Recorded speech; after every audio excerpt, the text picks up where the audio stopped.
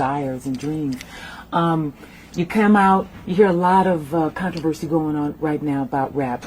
Just Time Warner dropping Interscope and a lot of things that have resulted from people saying it's a bad image, it's bad for young people. Tell us your comments on that.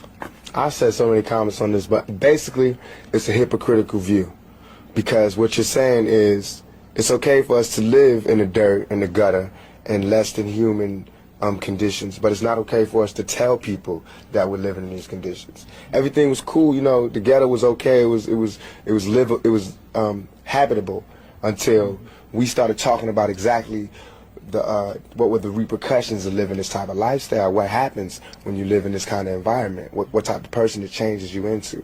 Now all of a sudden it's like you can't talk about that. But this is what we live in. We don't have a choice. You know what I mean? It's either we really kill people, do dope, sell dope, and have murders and do all this crazy stuff, or we talk about the fact that we got so close, man. If it wasn't for this rap thing, we would really have to do A, B, and C. You know what I mean? And that's not good. That's not nothing to look up to, but that's the truth. That's how it is, you know. Every human being inside your chest or your stomach or whatever, we all given from God the survival instinct. And everybody has to live. Self-determination. You have to live.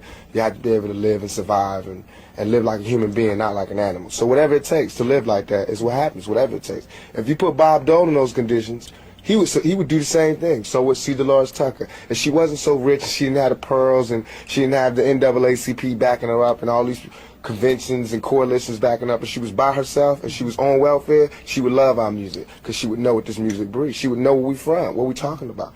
But from where she at, she can't understand and not understand where they coming from, because now that I got money, it's hard for me to hear a lot of the stuff that we got to listen to. But I can't be a hypocrite, though. I got to understand it's only a few dollars that's keeping me from being that right there.